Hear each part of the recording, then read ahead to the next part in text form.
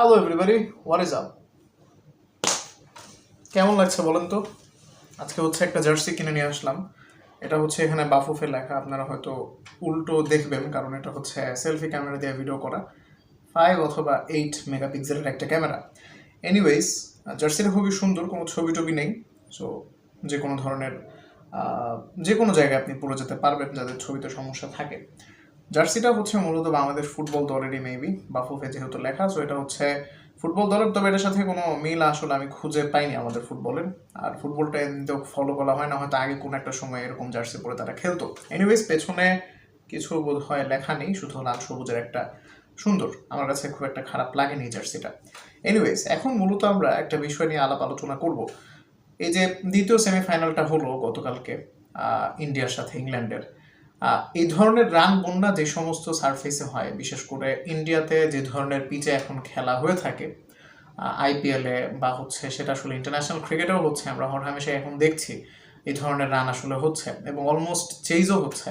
ঠিক আছে, এই ধরনের ইনিংসগুলোতে বা এই ধরনের ম্যাচগুলোতে আগে যে দল ব্যাট করবে এবং তারা যদি অনেক বড় একটা টার্গেট করে ফেলে, ধরেন 15 ওভারের মধ্যে 210-15 করে ফেললো, সো ওই সময়টাতে প্রতিপক্ষের বোলাররা যদি ভেঙে পড়ে তাহলেই হচ্ছে সমস্যা। আপনি দেখে থাকবেন 19তম ওভারে আপনি বোলার লাইক জোফরা আর্চার, তিনি 20 রান কনসিড করেছেন। কনসিড ওর কনসিভ মানে তো ছি কনসিডই হবে, ঠিক আছে। 3টা 6 খেয়েছেন, একটা ওয়াইড দিয়েছেন, একটা রান সিঙ্গেল দিয়েছেন, সো 3-6-18, 19-20 রান। ওইখানে তিনি যদি হাফ রান দিতেন, অর্থাৎ 10 রান দিতে পারতেন বা 12 দিতেন, 13 দিতেন, তাহলেও কিন্তু দেখেন মানে মোমেন্টামটা কিছুটা হলেও তাদের ফরে থাকতো। সো তারা ওই মোমেন্টে হয়তো অনেকটা ভেবেই ফেলেছিল যে এই ম্যাচ আসলে আমরা নেই। হ্যাঁ, বেথেলের ফাইটিং নকটা বা উইল জ্যাক্সও ভালো করেছেন, চেষ্টা করেছেন, কিন্তু শেষ পর্যন্ত আসলে নট এনাফ। ঠিক আছে, এফোর্ট দিয়েছেন কিন্তু শেষ পর্যন্ত আসলে হয়নি, কারণ টার্গেটটা হিউজ ছিল। হ্যাঁ, এখানে তারা মূলত হেরেছে ওই যে নার্ভকে ঠান্ডা রাখতে না পারার জন্য। হ্যাঁ, আমার অলরেডি টার্গেট 220-25 ছাড়িয়ে গেছে, সো এই মোমেন্টে আমি আর ভালো বল করেও বা কী করবো, বা মানে 3টা 6 কেন মারবে আপনাকে, মানে আপনাকে 3টা 6 কেন মেরে দিবে? আশ্চর্য।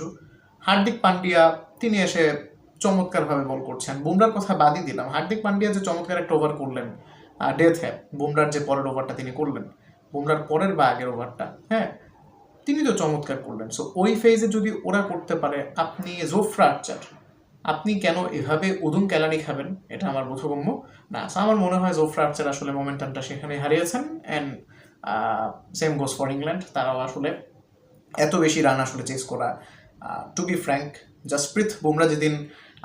জাসপ্রীত বুমরার মতোই বল করবেন সেদিন আসলে অসম্ভব, মানে এটা পুরোপুরি অসম্ভব। ঠিক আছে, আনলেস হচ্ছে আপনার বেথেলের মতো আরও একটা নককে ওইভাবে খেলবে, বা প্রথম সেমিফাইনালে আপনার ফিন এলেন যেভাবে খেলেছেন, একেবারে গেমসের মতো খেলেছেন, সেভাবে আরেকটা ছোটোখাটো ক্যামিও হলে হয়তো হতে পারতো। ধরেন 10 বলে 32 বা 33, এই টাইপের একটা দুটো ছোটো নক হলে, ধরেন আমি কারণের কথাই যদি বলি, তিনি একটু স্লোইশ খেলেছেন, তিনি যদি ধরেন আরও একটু ঝড়ো গতিতে খেলতে পারতেন, ছোটোখাটো একটা ক্যামিও খেলতে পারতেন, 14 বলে তিনি ধরেন যদি 14-15 বল খেলে তিনি যদি 35 বা 40 বা 42 রান করতে পারতেন, সেই ক্ষেত্রে হয়তো ম্যাচটা আসলে অনেক বেশি ক্লোজ হতো। ঠিক আছে, কারণ ওদের হাতে কি অপশন ছিল?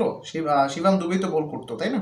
তো অলমোস্ট হয়ে গিয়েছিল, বাট দিন শেষ আসলে হয়নি। সো এই ধরনের সারফেসে যখন এই ধরনের রান বন্যা হবে, তখন আমার কাছে মনে হয় আরে 220 তো হয়েই গেছে, আরও 2 ওভার বাকি, এরকম না করে যে আমি আর কত কম দিতে পারি। ঠিক আছে, কারণ ওরা যদি এত রান করতে পারে, আমাদের ব্যাটাররা ভালো করলে তারাও করতে পারবে, এই মানসিকতা রেখে, এটাকে মোটিভ হিসেবে রেখে বোলাররা যতটা সম্ভব রান চেক দেওয়ার সেটা চেষ্টা করতে পারে বলে অন্তত আমার কাছে মনে হয়। যদি তারা এটা করতে পারে, সেই ক্ষেত্রে হয়তো যদি ব্যাটাররা ভালো করে, তারাও যদি এভাবেই খেলে, তাদের মতোই খেলে, সেক্ষেত্রে হচ্ছে গিয়ে আপনার এই সমস্ত রানও চেস করা পসিবল। আমরা কিন্তু আইপিএলও দেখেছি, ঠিক আছে, 230-40 রান করার পরেও হচ্ছে ম্যাচ হারতে হচ্ছে।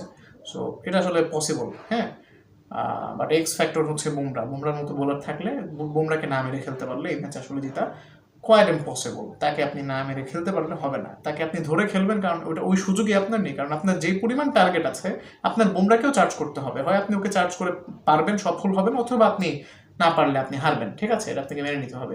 এনিওয়েজ, এই বিষয়ে আপনি কি মনে করছেন কমেন্ট করবেন। Thanks for watching. আসসালামু আলাইকুম।